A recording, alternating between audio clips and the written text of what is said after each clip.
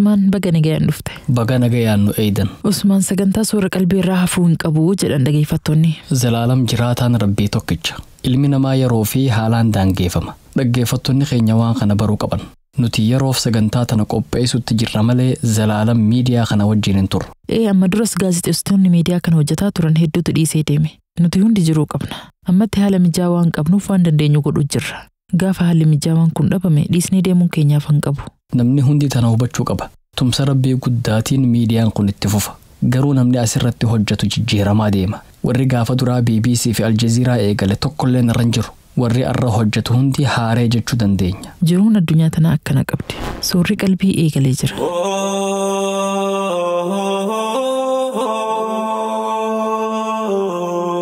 Kun raadiyoo Nuural Hudaati. Raadiyoon Nuural Hudaa sagalee uummata bal'aati. Nuural Hudaan suura qalbii musliimaati. Nuural Hudaa.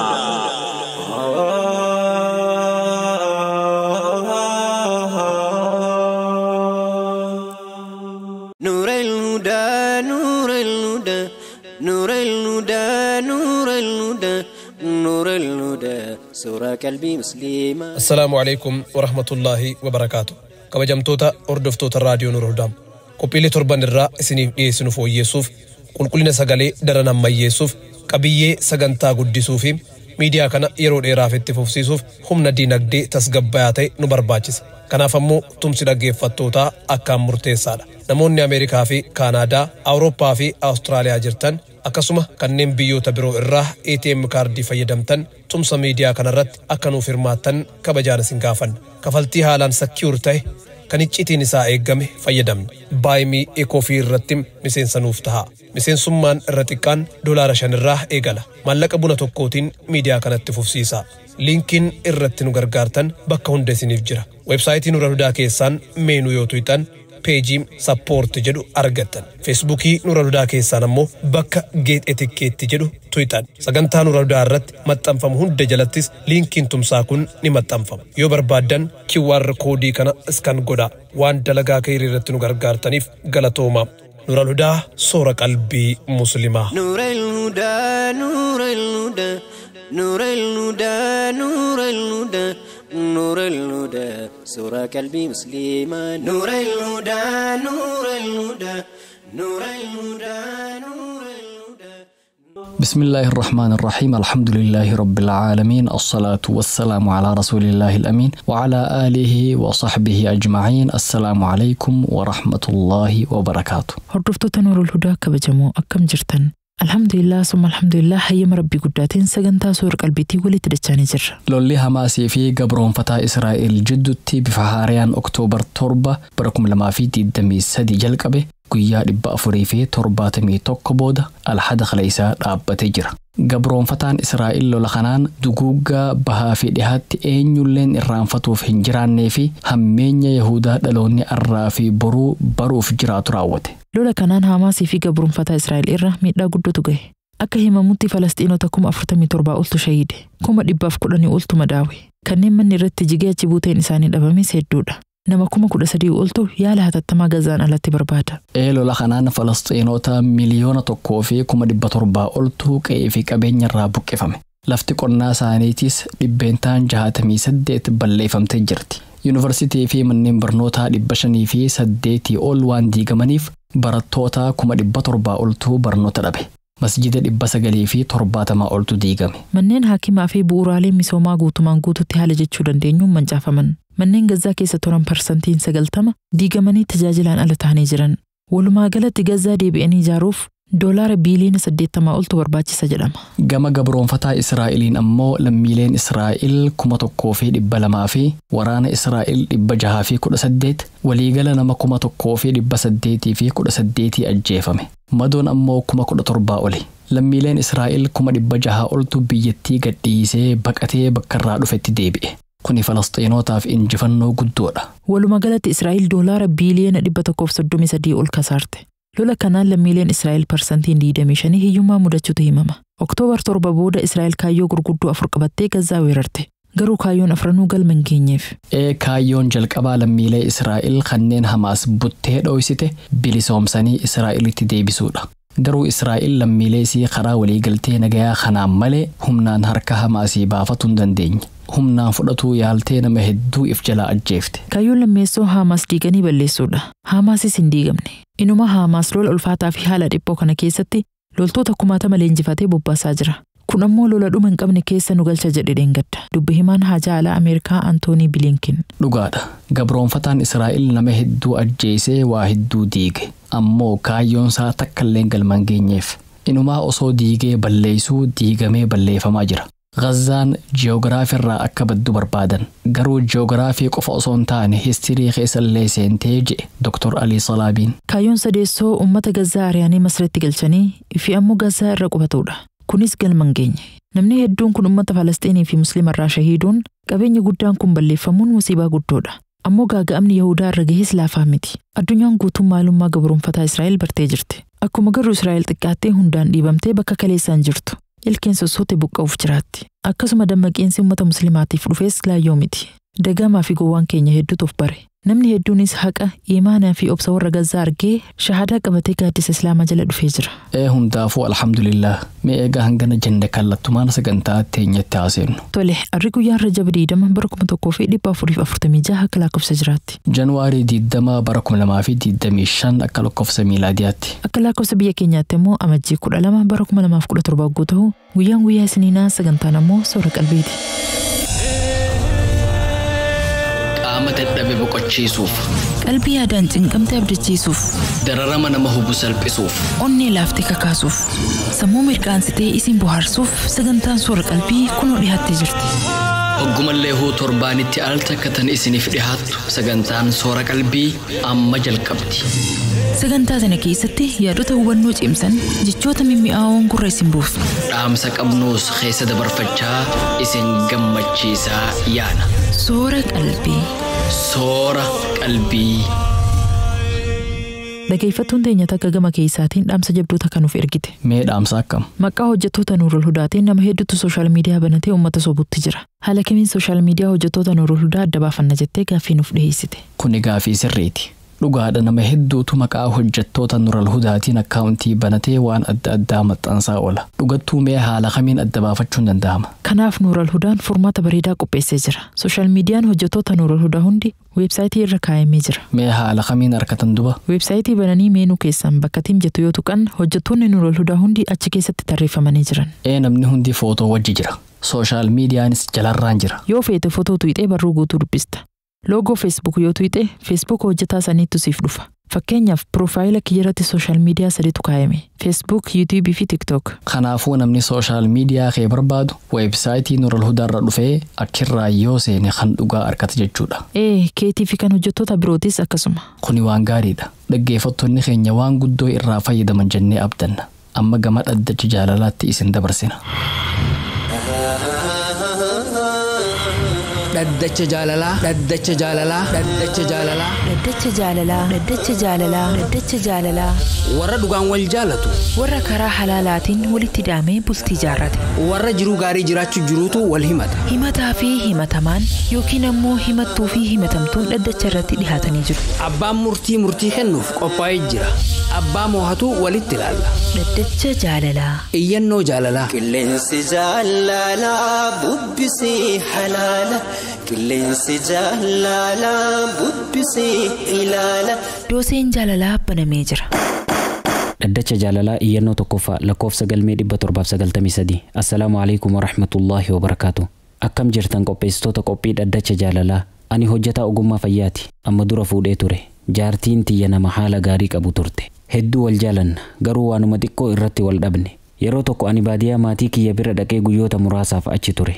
Baadiyaa ganda maatii kiyyaa neetworkiin seeraan hin hojjetu. Yeroo kanatti jaartiin tiyya irra deddeebitee naa bilbiluuf yaalii gootee na argachuu dadhabde. Telefoonaan na argachuu dadhabnaan meeseeja naaf barreessitee waan nama rifachiisu naan jette. Eega telefoona kaasuun sitti ulfaatee sillee maatiin keessi haa fuusisan, anallee maatiin kiyya na haa heerumsiisan naan jette. Booda bakka neetworkiin jiru dhaqee itti bilbilee waan jiru hubachiisuuf yaalus naaf hubachuu didde. Nikaahanarraa buussu malee jettee na gaafatte. Yeroo kana anis si hiika jedheen. Kana booda isiin deemtee nama birootti heerumte. Eega heerumtee booda telefoona naaf bilbiltee mahrii gaafa nikaaha waadaa naaf seente san naaf ergi jette. Situ fedhee narraa deemee heerume malee an fedhii kiyyaan sin hiikne. Kanaafuu mahrii narraa argattu hin jiru jedheen. Isii yeroo hundaa bilbiltee mahrii kana na gaafataa oolti. Kanarratti gaafiin kiyya waa lama. Tokkoffaa nikaahni kiyya irra jira moo hin jiru? Mahrii isii kennuufii qaba moo hin qabu? Obsaan isin eeggadha. Galatooma.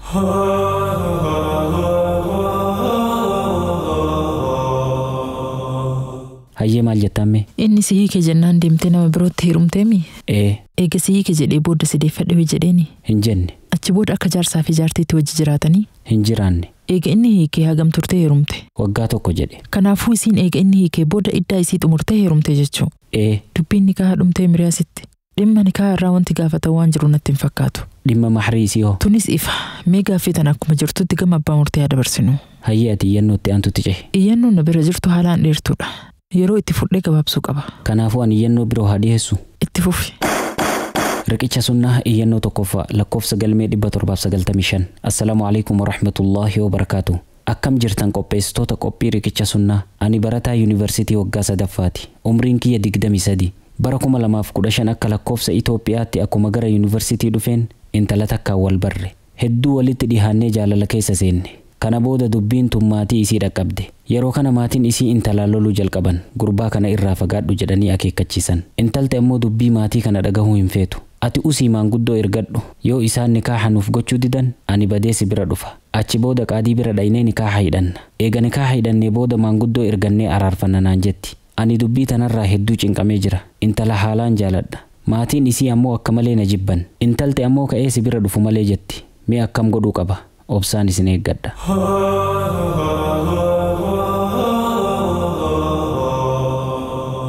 Hayyee iyyataa kanaan hoo maal jetta? Maatiin isii maaliif isa jibban? Waan na jibbaniif hin beeku jedhe. Inni barnoota barachuu malee hojii biroo qaba? Lakki hin qabu. Barnootuma kanaa maatiitu gargaaree barsiisa. Kanaafuu osoo barnoota irra jiru gargaarsa maatiitiin intala fuudhuuf yaadu jira? Intalti akkas jettiin. Maanguddoo ergadhu jettiin. Inni garuu cinqaa keessa jira. Namni ganna 23 kan barnoota irra jiru kan hojii takka illee hin qabne akkamitti dhimma bultee yaada? Dhimmuma kanaa yaaduu hin qabu jetta?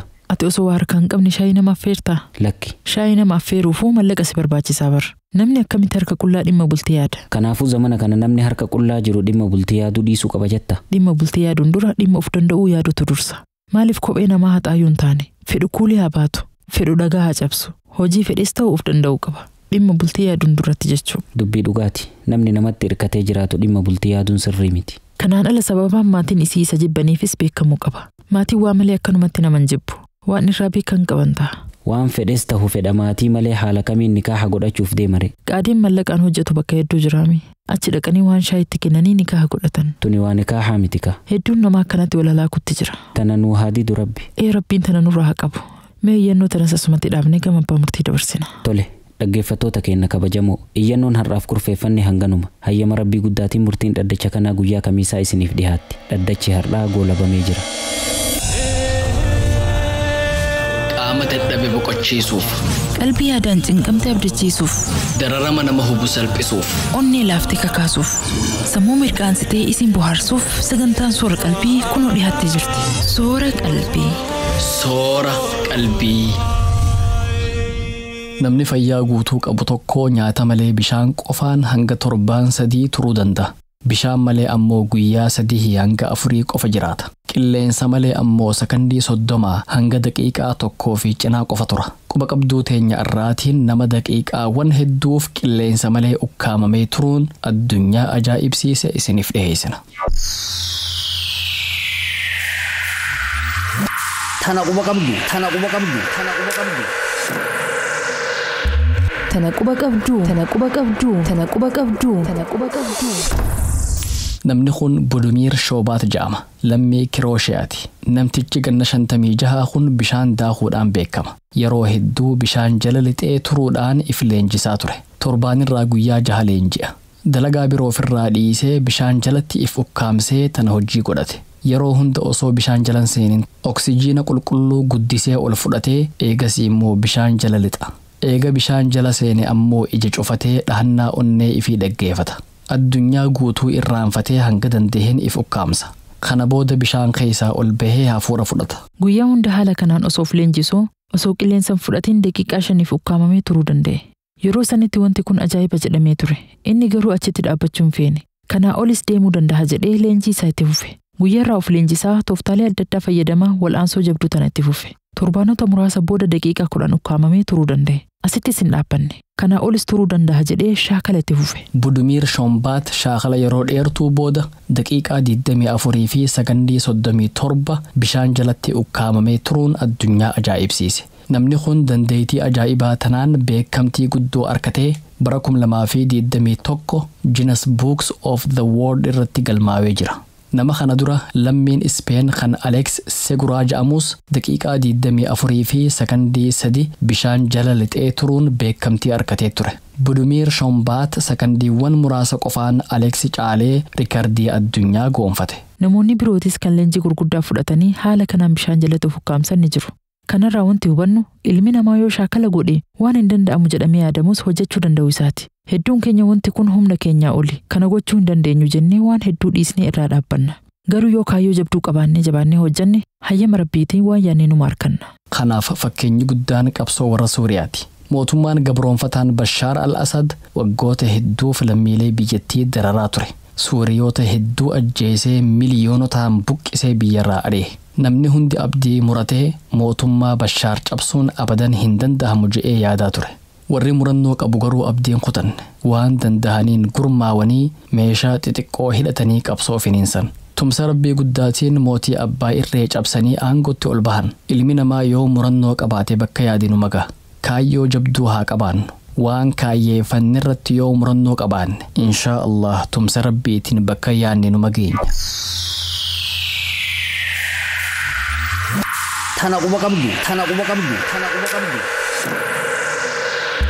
Tana quba qabdu. Tana quba qabdu. Tana quba qabdu. Tana quba qabdu. Kan dhageeffachuu jirtan raadiyoo Nuurul Hudaa sagantaa Soora Qalbiiti.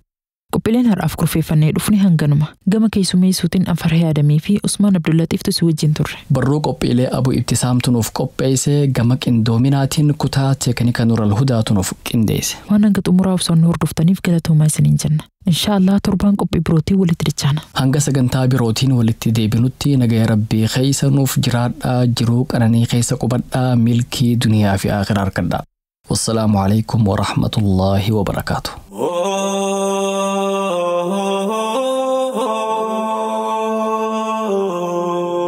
نور الهدى صورة قلبي مسلمة